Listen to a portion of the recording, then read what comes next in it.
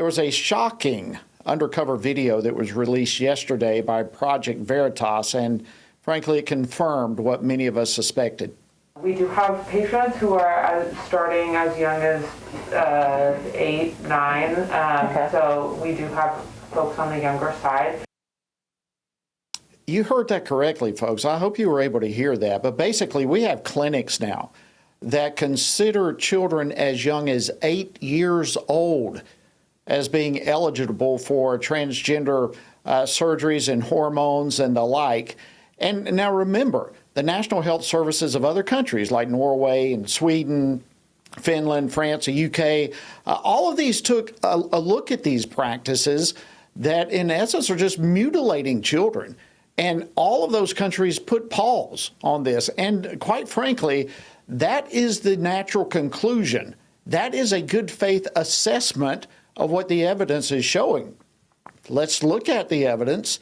And I think if we do, we'll do what those other countries did and pause. Well, joining me now to discuss this and more is Dr. Quentin Van Meter.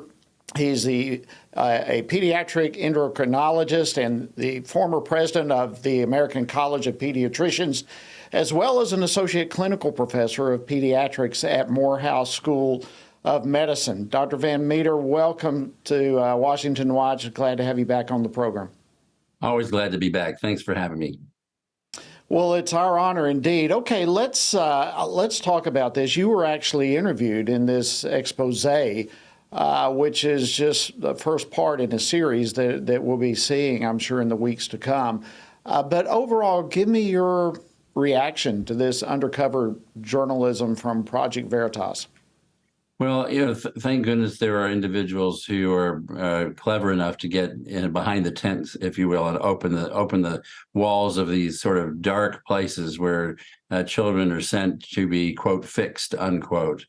All of us who are not in the camp of affirming an incongruent gender for a child as an answer to their emotional and social problems, we have long suspected that in these gender clinics here in the United States, that things were going on that were not up to the standards that had been set, if you will, or discussed by the professional organizations. The WPATH, World Professional Association of Transgender Health, the Endocrine Society, the Pediatric Endocrine Society have guidelines that are essentially all written from the WPATH playbook.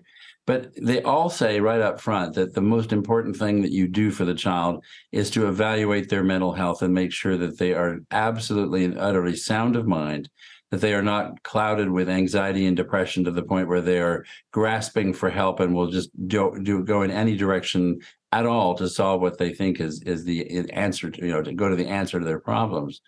And that is always done first, and it's done in depth, and it's a situation where the patient is not shoved into a medical pathway or even a social pathway until those issues are solved completely. Well, what we've suspected when we see people who come out of those clinics and come running away screaming and saying, I can't do this. This was the wrong thing. I realized I made a mistake, is that they have said to us, there was no such evaluation. My family wasn't evaluated in depth. My siblings were never interviewed. My step parents, my divorced dad and mom, one of the parents was never even talked to about what was going on at home.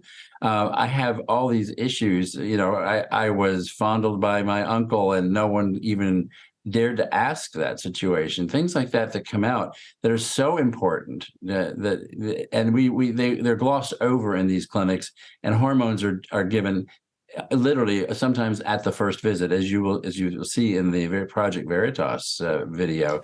Planned Parenthood. Yeah, if we can, go ahead. Yeah, if we can, I want to go further in this because our time is slipping away here. But yeah, not only the mental health, but just the age of these children from 8 years old, 10 years old, 14. I mean, there was one pediatric specialist in adolescent medicine in New York that recognized the permanent effects of these procedures.